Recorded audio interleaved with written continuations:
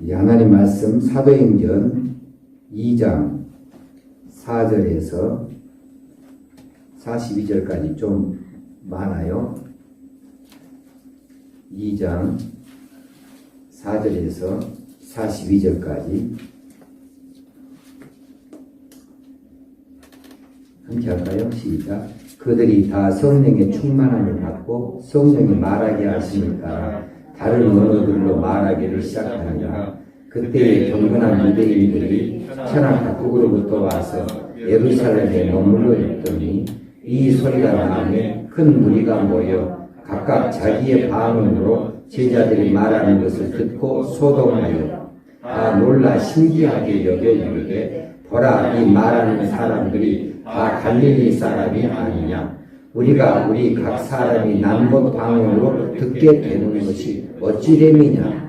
우리는 바데인과 메데인과 엘람인과 또 메소포다미아, 유대와 갑바도기아, 본도와 아시아, 프루기아와 밤빌리아, 애국과 및 구레네에 가까운 리비아 여러 지방에 사는 사람들과 로마로부터 온 나그네 곧 유대인과 유대교에 들어온 사람들과 그레네인과 아라비아인들이라.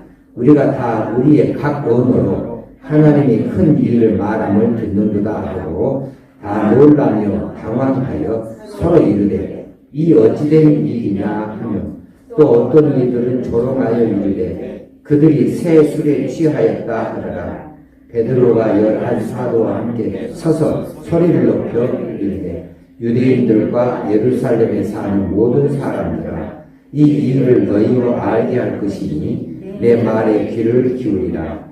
때가 제3시니 너희 생각과 같이 이 사람들이 취한 것이 아니라 이는 곧 선지자 요엘을 통하여 말씀하신 것이니 일러스되 하나님이 말씀하시기를 말세에 내가 내 영을 모든 육체에 부어주리니 너희의 자녀들은 예언할 것이요 너희의 젊은이들은 환상을 보고 너희의 늙은이들은 꿈을 꾸리라. 그때 내가 내 영을 내 남종과 여종들에게 부어주리니 그들이 예언할 것이요 또 내가 위로 하늘에서는 기사를 아래로 땅에서는 징조를 베풀리니 곧 피와 불과 연기로다. 주의 크고 영화로운 날이 이르기 전에 해가 변하여 어두워지고 달이 변하여 피가 되리라. 누구든지 주의 이름을 부르는 자는 구원을 받으리라 하였느니라.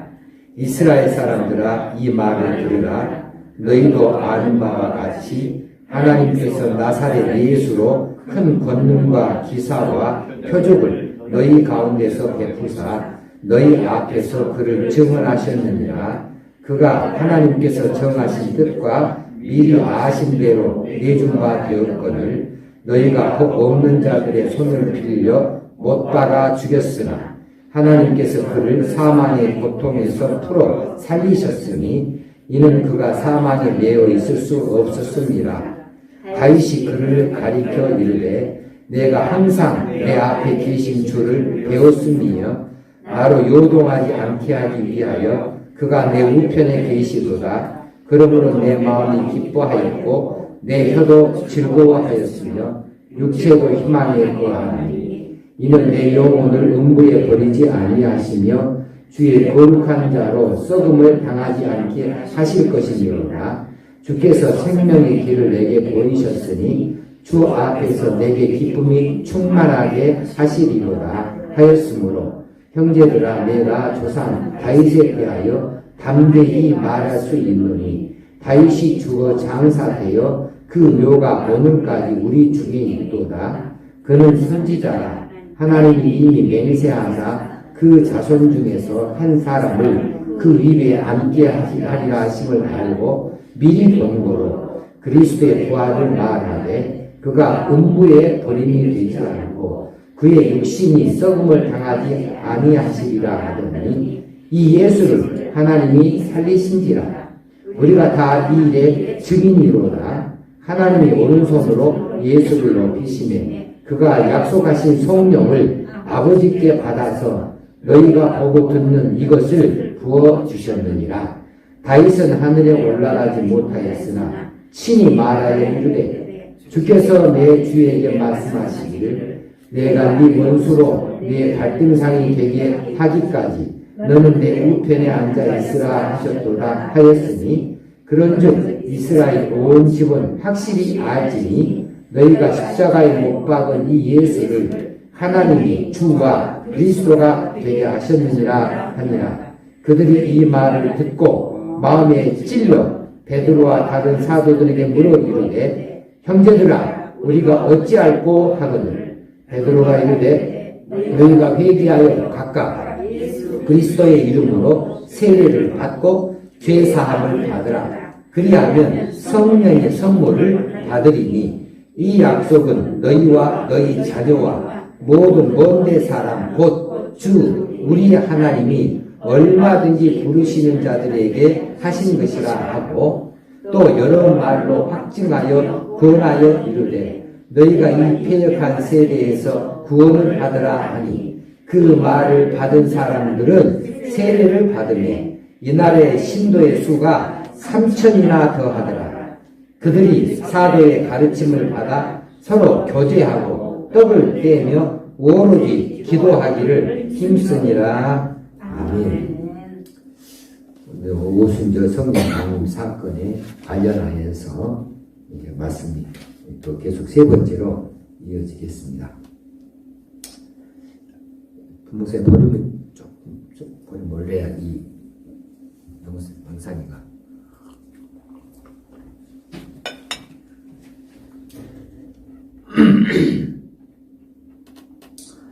120명의 성도들에게 오순절 성령이 임하셨습니다. 120명이 각각 그들 머리 위에 임하셨다 그랬으니까 120명이 오순절 성령 강림에 충만하게 되어졌다 볼 수 있겠어요. 그런데 특별히 처음부터 예수님을 따랐던 이들 11제자가 되겠죠. 지금은 11제자 그리고 나중에 이제 마띠아를 선택해서 12이 되었지만은 그들의 사도라고 부릅니다. 그러니까 이 예수 그리스도의 제자는 크게 말하면은 예수님을 따라서 말씀을 들었던 모든 사람들이 제자예요. 그러니까 그 제자의 수는 많죠.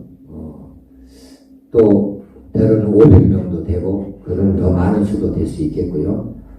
제자는 그렇게 정할 수 있고 또 12제자는 따로 열풀이라는 이름을 붙여요. 이 12제자들 우리가 잘 아는 그 베드로를 중심한 제자들입니다. 그런데 사도들은 또 어떤 사람이냐 하면 사도들은 또 제자하고는 조금 다른 개념이에요. 사도들은 처음부터 예수님의 그 제자로 선택이 되어져서 예수님과 더불어서 함께 생활하고 예수님의 가르치심을 다 배웠고 예수님이 행하신 모든 이적들을 다 본 자들입니다. 그리고 예수님이 부활하신 다음에 부르심을 받고 이 부활 사건에 대해서 다 이해한 자들이라 할 수 있습니다. 그러면 한 사람의 사도는 예외예요. 바울은 처음부터 예수님의 12제자 안에 끼지 못하였고 예수님을 따라다니지 못하였고 예수님이 하셨던 이런 여러 이적들을 보지 못했어요. 직접적으로 그렇게 그 자리에 있지는 못했습니다. 그런데 또 특별히 다른 제자들을 다른 사도들하고 달리 베드로는 바울 사도는 특별히 또 환상 중에 부활하신 예수님을 직접 만났고 음성을 들었던 사람이기도 해요. 그러니까 그런 점에서는 또 다른 사도들하고 또 특별한 점을 또 가지고 있거든요. 그런데 이 사도로 부르셔서 사도로 부름받아서 사도로 편입이 되어진 사람이 바로 사도 바울입니다. 그래 이 120명이 성령에 충만하였지만은 특별히 그 중에 사도들에게는 현저하게 달라진 그런 변화가 확인이 되어졌어요. 그리고 이제 이 11사도 더하기 마띠아 포함해서 12사도들을 중심으로 하여서 이제 120명의 성령 받은 자들이 뜨거운 것을 견디지 못하고 그들에게 성령께서 이끄시는 대로 다 밖으로 뛰쳐나간 거예요. 뛰쳐나가서 이제 각기 다른 나라 말들로 자기가 복음을 전해요. 그래서 그 나라의 이름들을 쭉 전해 놓은 것이 9절에서부터 11절까지입니다. 여기 많은 언어들이 이 성령을, 오순절 성령에 참여했던 이 사람들이 그 나라 말로 했어요. 그래서 이 방언을 특별하게 난곳 방언이다 이렇게 칭합니다. 난곳 방언이라 말은 태어난 고향의 방언이다 라는 뜻이죠. 그러니까 외국어를 한 거예요. 쉽게 말하면 외국어를 하게 된 겁니다. 그러니까 그 나라 사람들이 메데인, 바데인, 엘람인, 메소포타미아인, 갑바도기아, 돈도, 부르기아, 밤빌리아 이 많은 지역에 사는 그 사람들이 그 나라 방언들로 말하는 것을 들으니까 깜짝 놀란 거죠. 이 제자들이 언제 우리나라 말을 저렇게 배워서 유창하게 복음을 전하는가. 이건 특별 사건입니다. 특별 사건. 지금도 이 방언에 대해서는 여러 가지 말을 많이 하고 있고, 지난 시간에도 방언에 대해서 잠깐 그 종류에 대해서 이야기하고 특이점에 이야기한 바가 있지만, 이제 이 초대교회 이 성령 강림 사건 이후에 이 난국 방언은 복음을 신속하게 전 세계적으로 퍼뜨리기 위한 성령님의 특별하신 역사라 이렇게 볼 수 있어요. 신속하게. 그래서 얼마 정도 신속하냐면 40년 만에 이 성령 강림 사건 이후로 40년 만에 이 복음들이 이제 그 여러 지역으로 전부 다 불씨 날아가듯이 다 날아갔어요. 그런데 그 나라 말로 전하지 않았다고 한다면 여러 많은 시간들이 더 걸렸을 거예요. 통역도 필요하고, 통역에 또 여러 가지 이 오해의 소지가 있고, 또 잘못된 부분도 생겨날 수 있는 것이니까. 그런데 성령을 받은 이 제자들이 성령께서 그들에게 가르쳐 주신 대로 그 나라 방언으로, 그 나라 말로 하게 되어지니까 이건 전혀 오해가 있을 수가 없잖아요. 즉각 제대로 퍼져나가게 되어졌기 까닭에 그렇게 짧은 시간 안에 복음이 전 유럽으로 불씨 날아가듯이 퍼져나갈 수 있었던 거예요.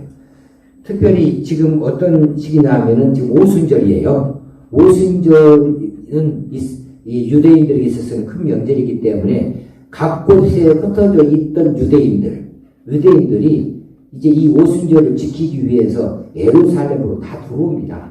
예루살렘에 들어와서 북적거리는 그 자리에서 이렇게 복음이 자기 나라 말로 선포되어지니까 얼마나 많은 이들이 동시에 이 복음을 듣게 되어졌는지, 성령께서는 이때를 맞추어서 이 난곳 방언을 그들에게 부어주시고, 그들은 그 난곳 방언으로 정말 두려움 없이 뛰쳐나가서 예수를 그리스도라고, 예수 그리스도의 부활에 대하여서, 예수 그리스도의 십자가에 대하여서 이렇게 증거하게 되어진 거죠. 자, 오늘 제목은 오순절 성령 강림 사건의 이후로 세 가지 특별한 변화가 있다. 이 특별한 변화는 세 가지를 말하자면, 그들 자신이 먼저 변화했습니다. 맨 먼저, 이게 굉장히 중요한 거죠. 다변에도 이 오순절 성령 강림, 이 성령을 받은 자들이 변화되지 아니하면 이건 뭐가 되겠어요? 이건 가장 기본이잖아요. 그들 자신이 변했다. 두 번째는 이들이 머물러 있는 그 지역들이 사회가 변화되어졌다는 거예요. 사회가 변해지고 그 시대가 변화되어지기 시작했어요. 세 번째는 하나님이 쓰시는 사람들이 변화되어집니다. 그렇게 세 가지를 크게 놓고 이야기를 말씀드리려고 하는데, 자, 그들 자신의 변화는 무엇이 있느냐 하면, 이전에 성령 강림 사건 이전에 제자들은 자기 주장을 하는 사람들이었어요. 자기를 위해서 사는 사람들이었습니다. 그래서 자기가 생각한 대로, 자기가 판단한 대로, 자기가 하고 싶은 대로 그렇게 살았고 그렇게 일했던 사람들이에요. 그러니까 한마디로 말하면은 이기적인 사람들이었어요. 자기만 알았어요. 그러기에 이제 예수님이 예루살렘에 가셔서 이제 로마를 다 이렇게 물리쳐버리고 왕으로 등극하게 되어지면 내가 어느 자리에 차지하겠다. 우리 아들을 어느 자리에 차지하게 해주세요. 이런 이야기가 나온단 말이에요. 이기적인 사람들이었습니다. 그런데 그들이 이기적인 사람이 되지 않았어요. 자기 삶을 자기가 주장한 것이 아니라 주께 맡기는 인생이 되어졌습니다. 수동적이고 피동적인 사람이 되었어요. 자기가 함부로 나서지 아니하고 성령이 주장하시고 성령이 인도하신 대로 따라 나서는 자들이에요. 수동적, 피동적인 사람이 됐다.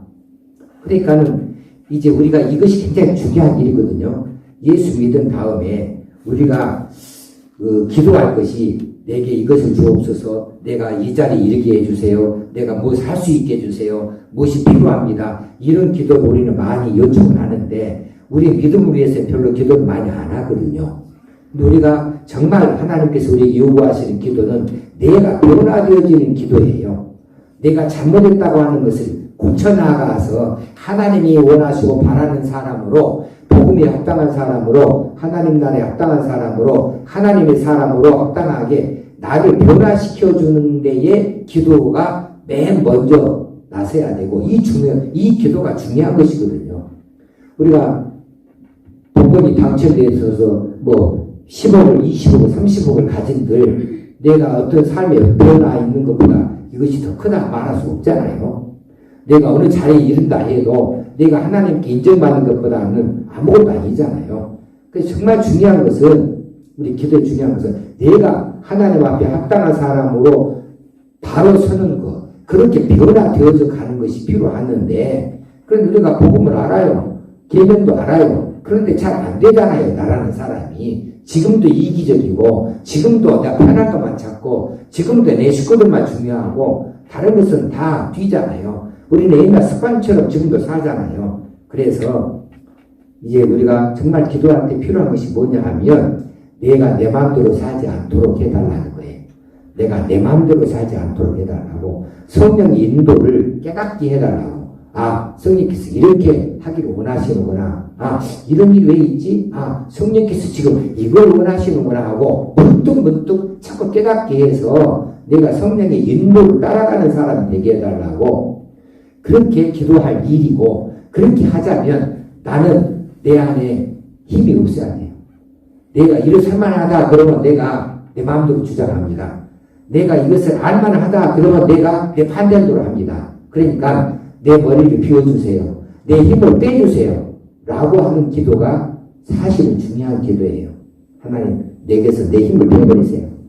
내가 어쩔 수 없이 주님을 따라갈 수 있고, 주님이 보통적인 것을 기대할 수밖에 없는, 주님을 의지할 수밖에 없는 사람으로 나를 바꿔주세요. 이 기도가 필요한 것이거든요. 내 머릿속에 들어있는 잡다한 지식을, 알량한 지식들을 다 펜지처럼 깨끗하게 지워버려 주세요. 그래야 내가 함부로 판단하지 아니하고, 함부로 내가 머리 굴려서 그렇게 나가지 아니하고, 하나님 가르쳐 주신 대로, 하나님 들려주신 대로 이대로 믿고 따라갈 수 있도록 해주세요 하는 기도가 사실은 필요해요. 근데 그것을 누가 하느냐 하면 성령께서 하시거든요. 그 성령 부어달라고 그래서 하는 거죠. 근데 성령 부어주면 뭐예요? 성령이 주장하시지만 내가 고집 부리고 있는데, 가라 하는데 안 가고 있는데, 서라 하는데 안 서고 막 멈추지 않고 가버리는데, 그러니까 내가 갈 힘이 없어야 돼. 그래서 내게 힘을 빼달라고, 내 힘을 빼달라고, 내 힘을 뽑아내달라고, 뽑아가 버리시라고, 이렇게 사실은 기도하는 것이 더 시급한 기도이고 하나님 앞에는 더 중요한 기도가 아닌가 싶어진단 말이에요. 그런데 지금도 우리는 어때요? 나를 지혜롭게 해주세요. 내가 지혜롭게 해주세요. 그 지혜는 하나님의 말씀을 이제 잘 이해하고 하나님께서 원하시는 것을 알도록 하는 지혜예요. 그런 지혜를 우리가 구하는데, 자칫 잘못하면 이 위험한 지경을 내가 어떻게 풀어나갈 수 있을까? 뭐 어떤 방식으로 이런 세상의 지혜를 구하는 것처럼 그런 지혜를 구한다면 잘못 구하는 것이잖아요.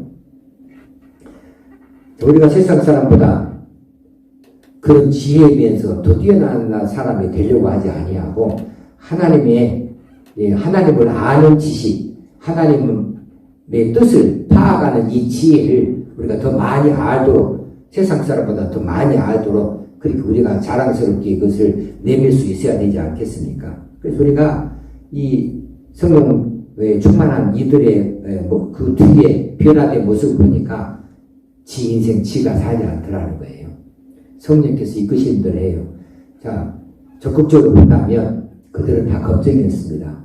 예수님이 잡히니까 다 아주 개눈 감추듯이 사라져버렸습니다. 그 예수님이 십자가 못 박혀 다니니까 완전히 자기를 잡으려 올 줄 알고 다 숨어서 문까지 꽁꽁 걸어 잠가버렸습니다.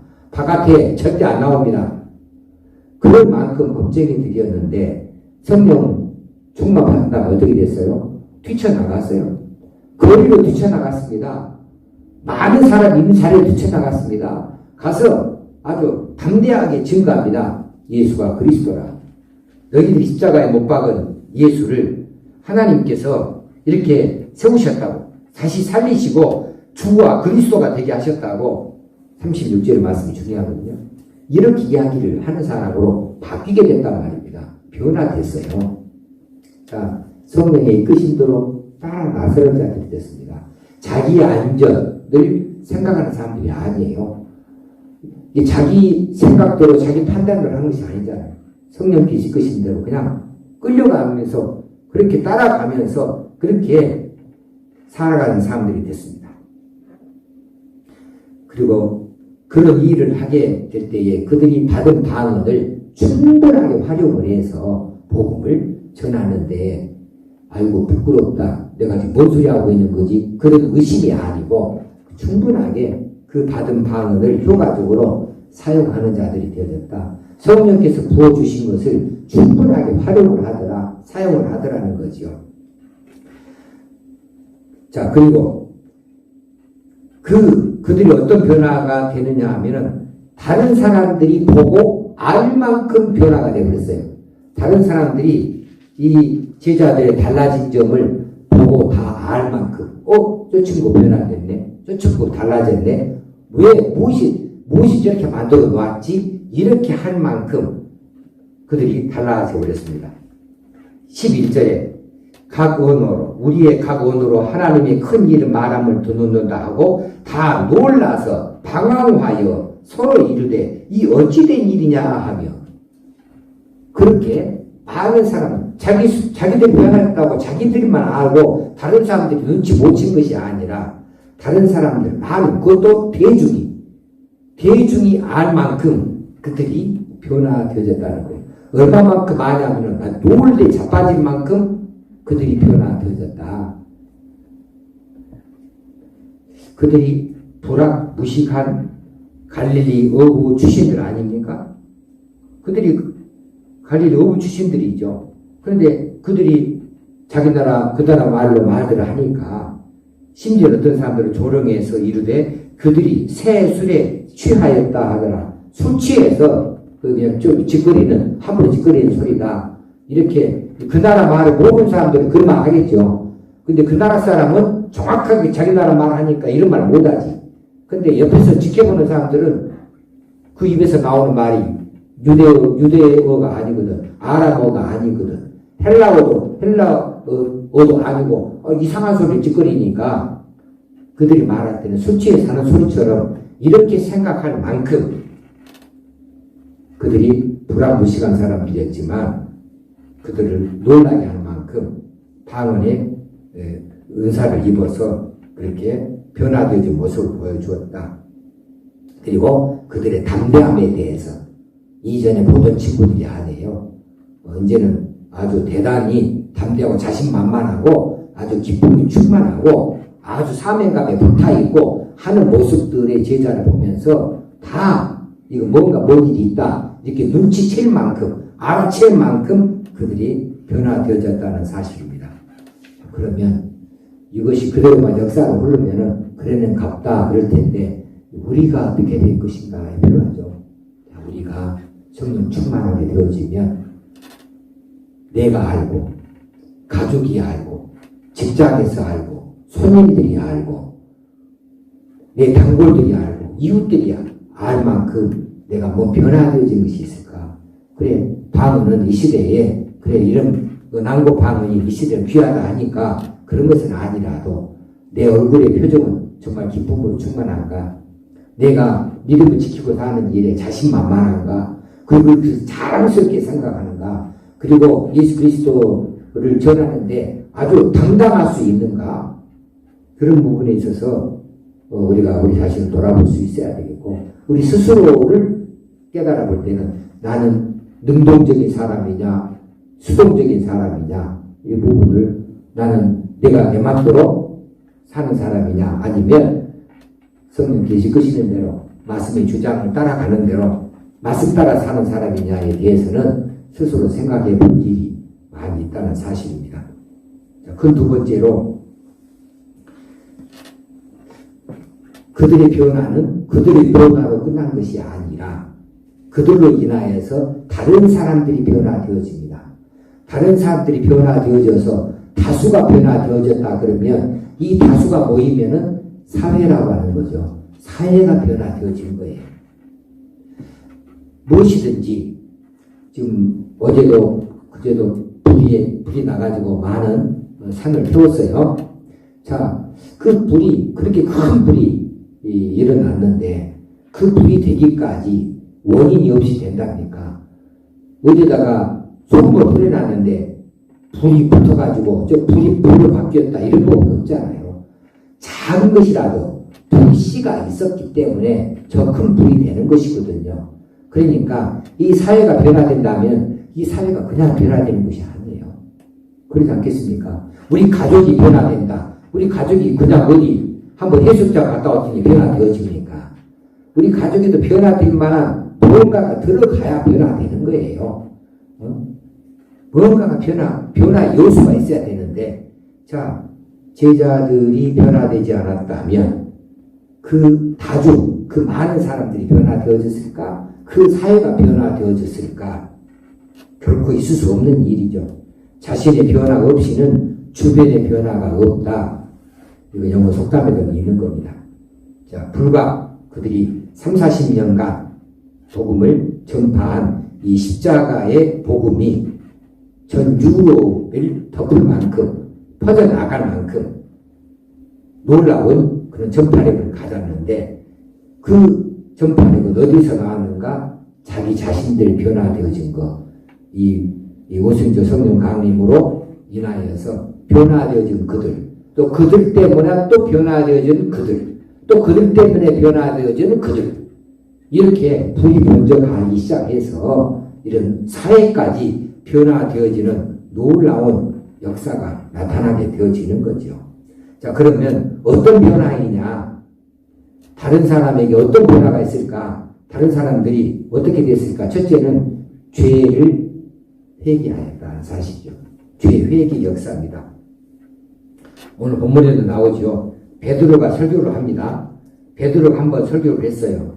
그랬더니 몇 사람이 지금 회개하고 돌아옵니까? 3,000명이 돌아옵니다. 한 번에 세게. 저는 이 대목을 생각하면서 참 베드로를 따라가야겠다는 생각을 많이 해요. 바울은 어마어마한 학식을 가졌습니다. 바울의 웅변술은 당대에 토플했습니다. 그런데 바울은 한꺼번에 3,000명을 변화시킨 적이 한 번도 없습니다. 아니 300명도 변화시켰다는 말이 기록이 전혀 없습니다. 그런데 베드로는 못 배운 사람이에요. 베드로는 말주변도 별로 없어요. 베드로는 성질도 급해요. 그런데 베드로는 한 번 설교로 3,000명을 회개시킨 사람.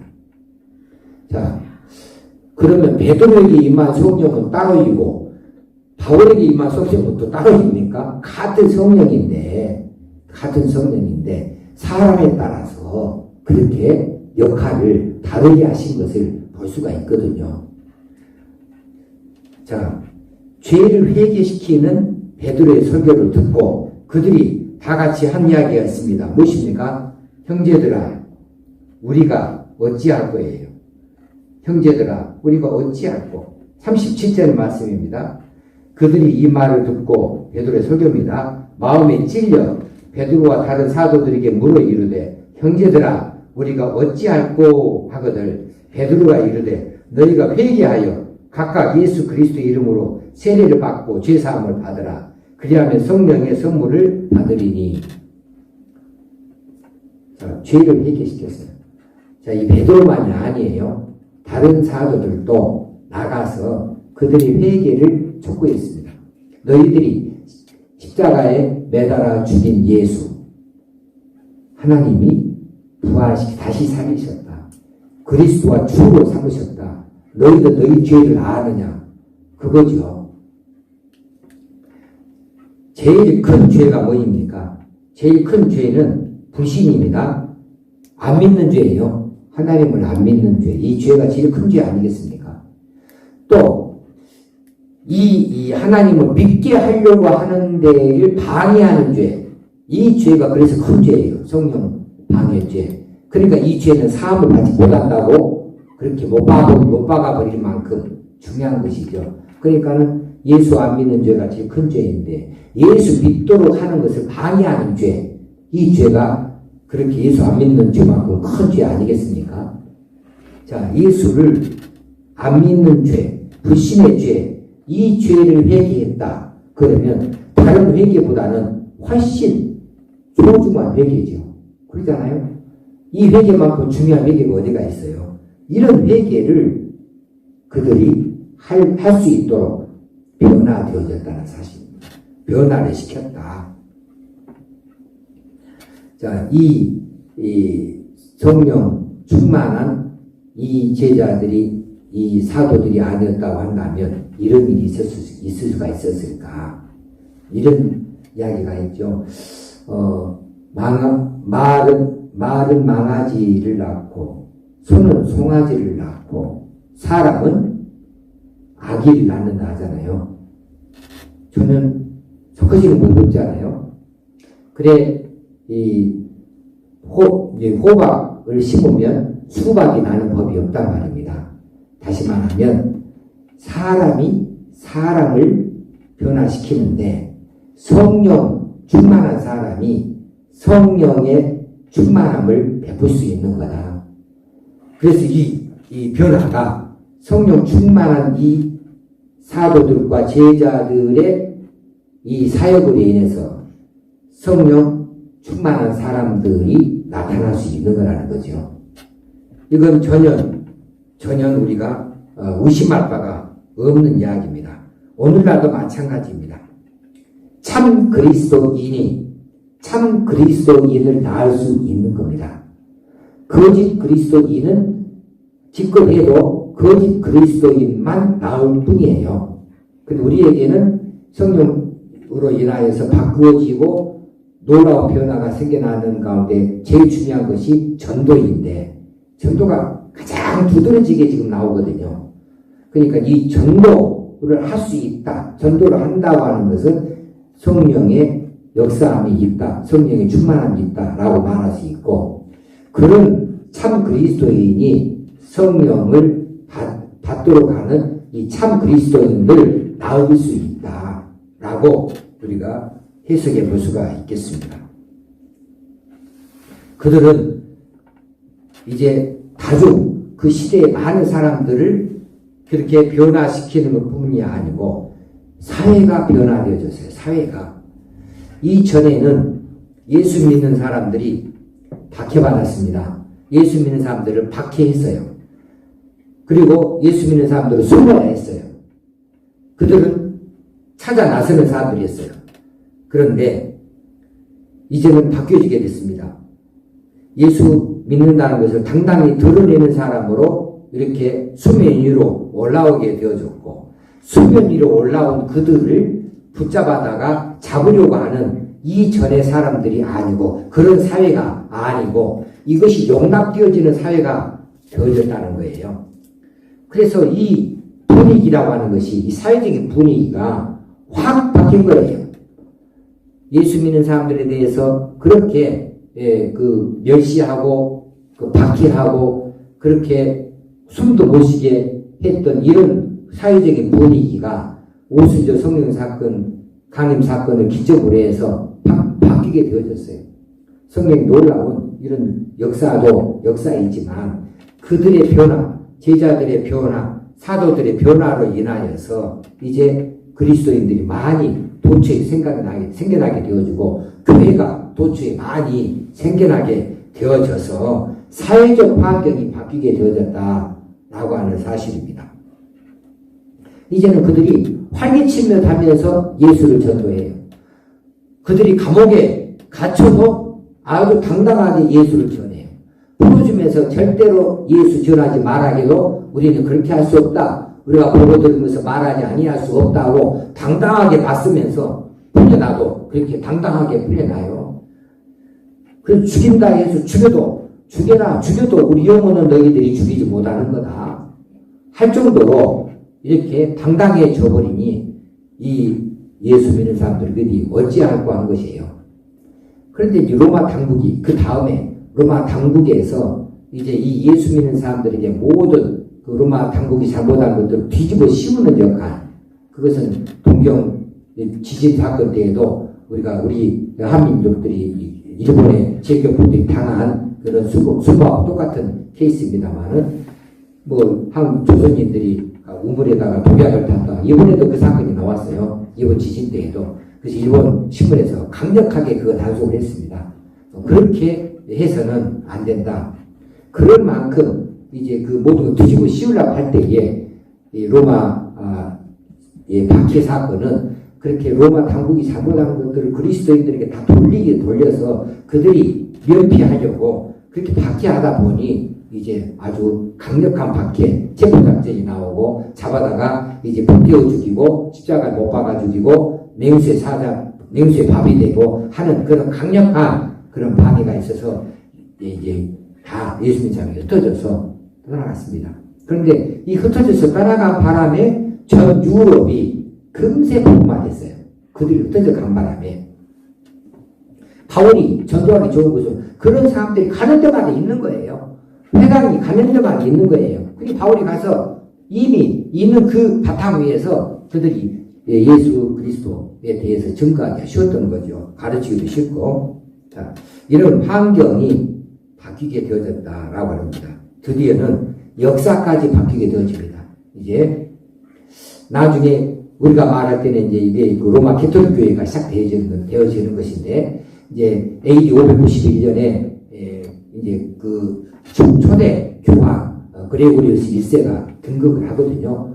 이 황제가 서는 것으로 인하여서 이제 왕들의 시대가 올라가기 시작해요. 이제는 교황이 왕을 임명하는 시도로 완전히 역전이 된단 말이에요. 교회가 세상을 지배해요. 세상의 모든 문화, 그런 그 예술 이런 것들은 전부 다 교회를 위하여서 존재할 정도로 확 바뀌게 되어져 버리거든요. 이게 중세까지 이어지는 중세 역사입니다.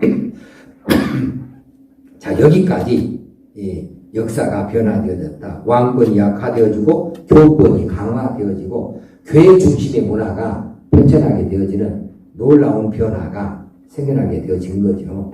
자, 오늘날 우리나라의 문화는 어떤 문화인가? 기독교 문화인가? 아니면 망해갈 세상 문화인가? 이게 정말 심히 걱정이 되는 부분입니다. 심히 걱정이 되는 부분이에요. 연예계가 문제이고, 그 스포츠, 이 체육계가 또 문제이고, 또 어떤 부분은 그 군사 문화도 문제가 되어지는 거고, 문제가 아닌 데가 어디 있어요? 이 문화가 군사 문화는 군사 문화 안에 또 문제가 많고, 체육계는 체육계대로 문제가 많고, 또 학교는 학교대로 문제가 많고, 또 예술계는 예술계대로 문제가 많고, 문화계는 문화계대로 문제가 많고, 정치 경제는 놔둡시다. 아주 거기는 내놓은 자식들이니까. 하여튼 걱정을 안 할 수가 없는. 그러면 이 나라에 교회가 있냐 없냐 그러면 아니 교회는 그렇게 많잖아요. 영향력이 하나도 없단 말이에요. 그럼 교회는 그걸 뭘 말해요? 성도를 말해요. 성도. 우리나라 인구의 4분의 1이 기독교인이라 하는데 성도들이 직장에 가면 없어. 문화계에 가면 없어. 방송계에 가도 없어. 그 흔한 성도들이 찾아보면 없는 거예요. 어디서만 발견. 예배당에서만 발견이 돼. 예배당에만 성도가 있어. 흩어지면 성도가 아니야. 그러니까 기독교 문화를 만들 수가 없는 거죠.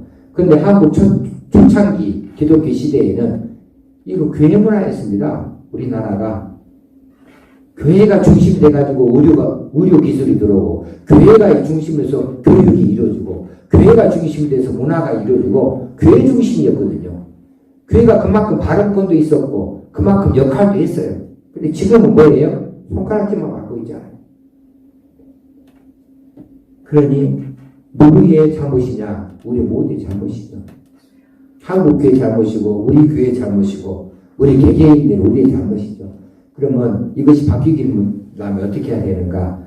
어제 한번 시작해가지고 시작할 수 있는 거 아니잖아요.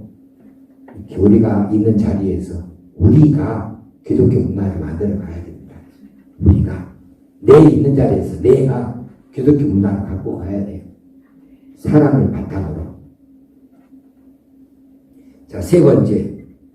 하나님이 쓰시는 사람으로의 변화입니다. 이제 가치 있는 일이 무엇이냐? 가치 있는 일에 대하여서 세상에서 제일 가치 있는 일은 뭐예요? 건강한 거죠. 요즘 돈 벌라는 소리보다도 건강한 소리가 더 반갑잖아요. 건강한 거. 그런데 건강 중에 제일 중요한 건강이 뭐예요? 죽지 않는 건강입니다. 그러잖아요. 죽지 않는 건강이에요. 그러면 이건 영혼 세계를 누리는 거죠. 이것만큼 소중한 것이 어디 있어요?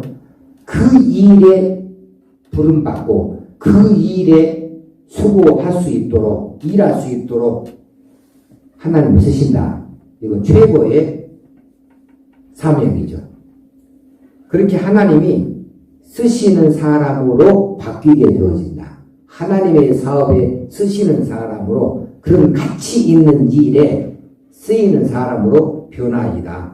그래서 바울 같은 경우도 가기는 갔어요. 잘 간다고 갔어. 바울 생각에는. 왜냐하면 당시만 해도 유대교 중심이니까 율법을 중요하게 생각하니까 그 부분에 있어서는 바울도 아주 선두그룹이에요. 잘 가고 있는데 그것이 바른 길이 아니었거든요.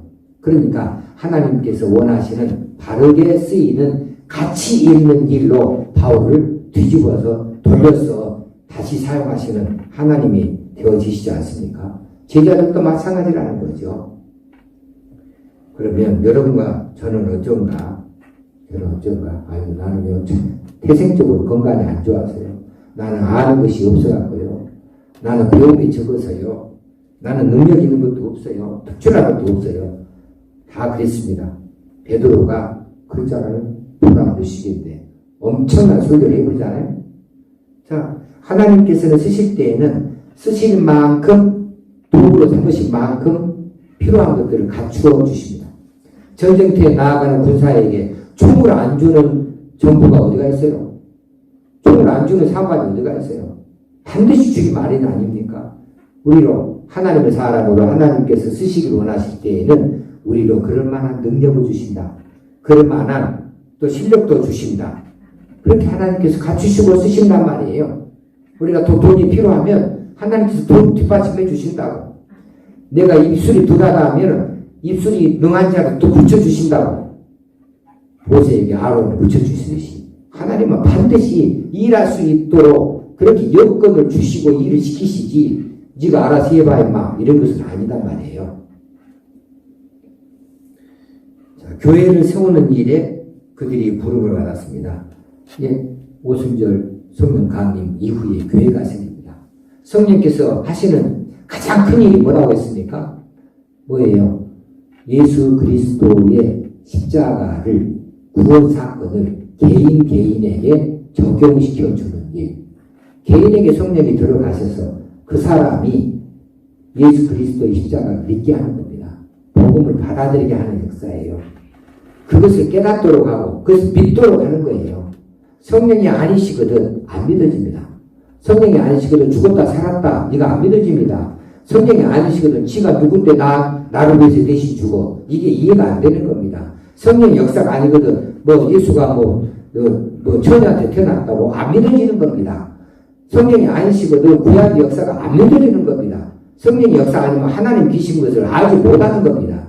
성령께서 오셔서 구원의 백성을 삼으시는 역할, 예수 그리스도의 십자가를 적용시켜 주시고 복음을 받아들이게 하는 일이 성령의 가장 중요한 일이에요.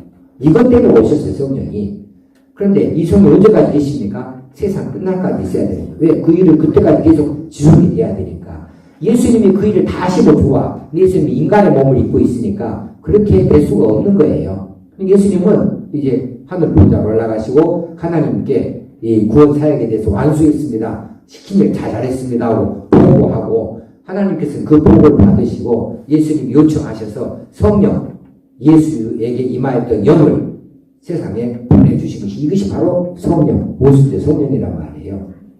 구약에서 나오는 성령이 있습니다. 근데 신약에서 나오는 성령하고는 역할이 달라요. 같은 성령인데 신약에서 나타나서 역사하시는 이 성령은 우리의 구원 때문에 오신 성령이다. 이게 제일 중요해요. 결코 잊어서는 안 돼요. 이 성령 받지 아니하면 구원이 없다 그 말입니다. 그래서 이 구절을 잘 봐야 돼요. 이거 설명 혹시 오해할까 싶어서 그냥 넘어가려고 했는데 베드로가 이를 때 너희가 회개하여 각각 예수 그리스도의 이름으로 세례를 받고 죄사함을 받으라. 그리하면 성령의 선물을 받으리니 성령의 세례를 성령의 선물을 받으리니 그랬는데 이게 뭡니까? 구원이란 말이에요. 자, 예수 그리스도의 이름으로 세례를 받고 죄사함을 받는 일. 이것은 사실은요, 누가 들어오셔서 하는 일이냐면 성령께서 들어와서 하신 일이에요. 그러면 실상 진짜되게 시간적으로 다투어서 말해보자면 성령이 먼저 오셨어요. 성령이 먼저 오셔서 우리가 우리의 죄를 깨닫게 하고 나는 영원히 저주받을 하나님의 진도를 받는 게 합당한 나는 죽을 죄인이라고 깨닫게 하시는 게 먼저 있어야 돼요. 그리고 죄를 알게 해요. 그리고 이 죄를 씻기에는 예수의 피밖에 없다고 알게 하시는 이가 성령이 먼저 들어가서 그것을 깨닫게 하시니까 예수 그리스도의 이름으로 세례를 받는 것이고 또 죄사함도 받는 것이지요. 그런데 그리하면 성령의 선물을 받으리니 이 이야기가 나중에 있어서 그 다음에야 성령이 그 사람이 임한 것처럼 시간적으로 그렇게 되어지지만 시간상의 문제를 말할 때는 그런 것은 아니다. 먼저 성령이 먼저 들어간 것이다. 이야기예요. 자, 이렇게 그들이 성령을 받아서 회개하게 되어주고 성도가 되어졌습니다. 이 성도가 또 다른 사람을 성도로 이끌어오고 그들에게 성령이 임하셔서 또 성도가 되어집니다. 그래서 끼리끼리 모이게 되어져요. 이게 교회예요. 교회. 그래서 그들이 맨 마지막에 그들이 사도의 가르침을 받아 서로 교제하고 떡을 떼며 오로지 기도하기를 힘쓰니라. 어디서? 그들의 모임에서. 이 모임이 교회란 말이에요. 예배당은 없어요. 아직까지 예배당이 있을 수가 없어요. 그냥 큰 집에 모이는 거예요. 아니면 번갈아서 모이는 거예요. 모일 데 없으면 또 다른 장소에서 모이는 거예요. 박해가 심할 때는 굴속에서도 모이는 거예요. 그리고 모임 장소가 중요한 것이 아니고 이 모임이 중요한 것이란 말이에요. 국회의사당이 중요한 거 아닙니다. 국회라고 하는 것이 중요한 거예요. 국회의사당은 아무것도 아니에요. 저거. 거기 모자 쓸 것처럼 세워져 있는 이 건물 아니고 다른 데서 모여도 국회는 국회예요. 이게 우리 예배당이 우리가 모임을 가지니까 가치를 갖는 것이지 이 모임이 중요한 것이란 말이에요. 성도들의 모임. 이것이 교회예요. 그래 그 교회를 세웠다는 거예요. 예배당을 세운 것이 아니라 교회를 세우는 일에 그들이 부름을 받았다. 이것이 참 가치 있는 일이었다. 그들이 이처럼 변화를 받았습니다. 이 변화가 중요한 거예요. 우리도 변화가 중요합니다. 이 시대에 우리에게 무엇을 바라고 있을까? 하나님께서 변화를 바라고 계십니다. 코로나 시대에 한국교회 무엇을 보고 싶어 하실까? 변화를 보고 싶어 하십니다. 하나님께서 이 나라, 이 사회에 뭘 보고 싶으실까? 변화를 보고자 하시는 거예요. 그 변화를 보여야 돼요. 변화는 몇몇 사람이 하는 것이 아니고 먼저 아는 자가 변화되어지는 겁니다.